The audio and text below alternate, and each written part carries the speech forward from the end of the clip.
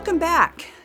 Today we're going to talk about Macrina the Elder, the next woman that is in our book, Uncommon Virtues. Now, I do hope that you have continued to have engaging conversation or at least thoughts around these topics. Macrina the Elder, she brings to us the virtue of courage. So let me just take you to her life a little bit. You might say, why is she called Macrina the Elder? It's because you're going to meet a little bit further in the book, Macrina the Younger, which is her granddaughter. And that's the only way we have to distinguish between the two. Or we could just call this lady Grandma Macrina. But I just want you to imagine that she's a young lady. And everything that we read about this family is that they're beautiful. They're an attractive family. So an attractive young lady, she is living up in sort of a northern region, further from Cappadocia, up near the Black Sea, around a city called Caesarea.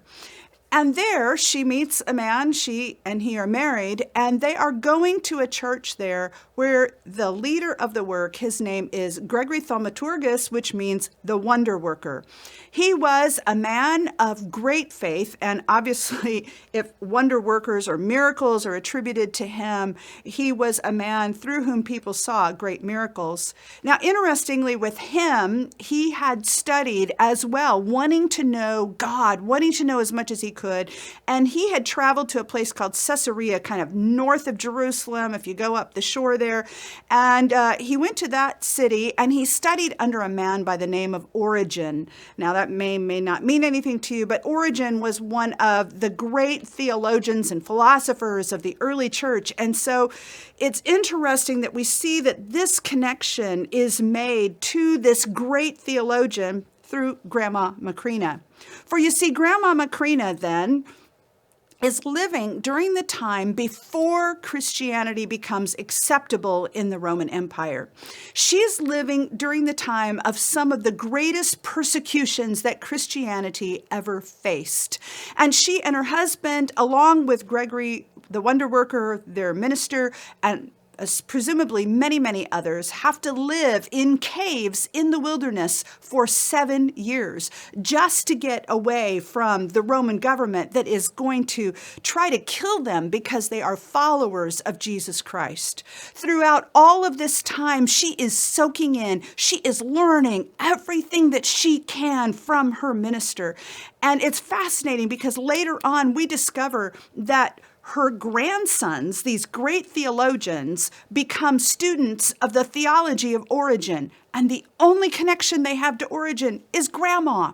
And so Grandma has the courage to stand up for her faith throughout terrible times of persecution. She has the courage to study and to know everything that she can. Later on, we read when Basil, her grandson, he becomes the great He becomes called Basil the Great, actually, and he is the bishop, basically, of Caesarea, and he's debating with people about different articles of our faith and our understanding of God and the Holy Spirit. And at one point he says, everything I ever learned about God, I learned at my grandmother Macrina's knee, and I have never changed my mind to this day. Wow. This is a woman who said, I have the courage to stand in the face of those who do not believe in God. And I'm going to continue to believe in God, and not only believe, I am going to learn everything I can and pass it along to the next generation. Interestingly, somehow after the persecutions have ended, she along with her husband, they're able to retrieve some of their wealth. They were from a wealthy family. And they end up making their way down to Caesarea, where they have a son who needs to get married and find a young bride. And they want to find a young lady who's a Christian. You're going to learn a little bit about her down the road. But they search intentionally for a Christian for their son to marry. And then that family has 10 children.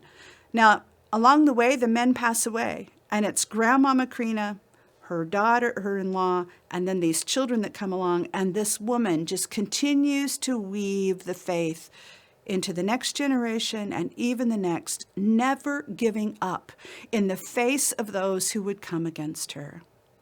So I wonder for us today, if we consider the virtue of courage, What does that mean for us? Now, we might say we don't have to face that kind of persecution. That's true. Maybe right now, today, we don't have to face that kind of persecution in particular parts of the world. But let me just say, there are many parts of the world where people are facing that level of persecution. And they're having to figure out, how am I faithful to following Jesus Christ in the midst of this kind of crisis? The other thing I would ask you is, when things get tough, do you walk away from the faith? When things get tough, do you walk away from the church?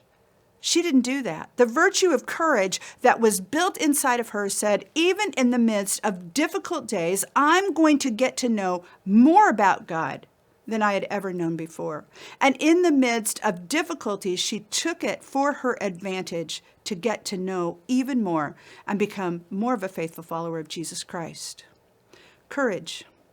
What do we need to have the courage to do today to become more like Jesus Christ? I encourage you to think on that.